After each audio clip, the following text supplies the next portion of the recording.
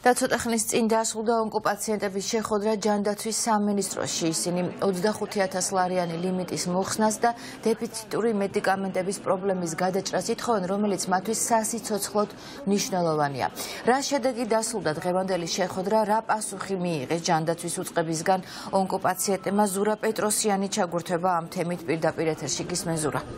კეთი ფაქტობრივად შედეგი არანაირი და პასუხებით ისევ დარჩა, კითხვები დარჩა პასუხგაუცემელი. ჯანდაცვის სამინისტროში ონკოპაციენტებისა და მათი უფლებადამცველების შეხვედრა დასრულდა, თუმცა კონკრეტული ვერც დაპირება და ვერც შედეგი ამ ყველაფერმა არ გამოიღო, მიუხედავად იმისა, რომ თავად ეს შეხვედრა ჯანდაცვის სამინისტროს მიერ იყო ორგანიზებული.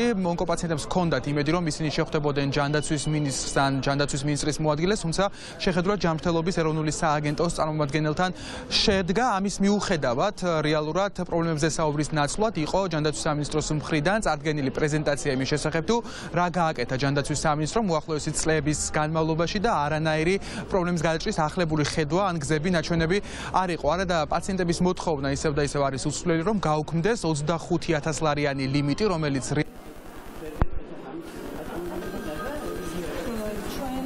ორი კვირის განმავლობაში რასაც ვახმოვანებდით, რომ გჭირდება ეს და მომზადებულები მაინც უნდა ყოფილიყვნენ იმისთვის, რომ ერთი რაღაცა მაინც გადაეწყვიტათ ამ ორი კვირის განმავლობაში, ფაქტობრივად არაფერი არ არის გადაწყვეტილი. რასაც ვითხოვთ, რომ ანალიზები იყოს დაფინანსებული, კვლევები იყოს დაფინანსებული, ექიმი, რომელსაც გადაწყვეტს ძვირადღირებულ წამლებს, ისინიც იყოს დაფინანსებული.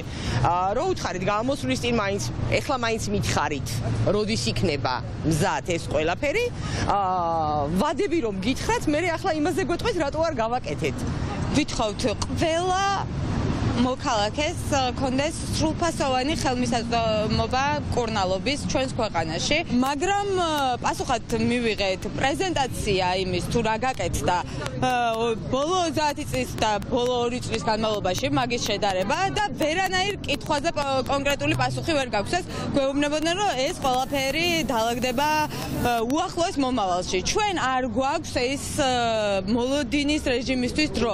ამ ადამიანებისთვის ერთი დღეც კი გადამწყვეტია, ამ ადამიანების სიცოცხლისთვის ერთი დღეც კი გადამწყვეტია და ამიტომ ჩვენ ვაგრძელებთ პროტესტს. სამწუხაროდ მე აღნიშნულ შეხვედრას ვერ დავესწარი, მიუხედავად იმისა, რომ სამინისტროს მიერ გადმოცემულ სიაში ვიყავი, საშვი არ დაუშვეს ჩემზე და შესაბამისად პირადად ვერ მოვისმინე მათი მოსაზრება ამ ძალიან მნიშვნელოვან და მძიმე საკითხთან დაკავშირებით, მაგრამ ამბავი, რომელიც გამოიტანეს ონკოპაციენტებმა, რა თქმა უნდა ძალიან მძიმეა ზოგადად, იმიტომ რომ მათ შეხვდათ ადამიანი, რომელიც გადაწყვეტილებებს არ იღებს, აი ამ ძალიან ისეთ დიდ საკითხთან დაკავშირებით და ბიუჯეტირებას ეს ადამიანი ალბათ ვერ განსაზღვრავს, ვერც პრეპარატების, ვერ დაუსახელა კონკრეტული თარიღი, თუ როდის შემოვა კონკრეტული მედიკამენტები, რომლებიც სასიცოცხლოდ მნიშვნელოვანია ონკოპაციენტებისთვის დღეს.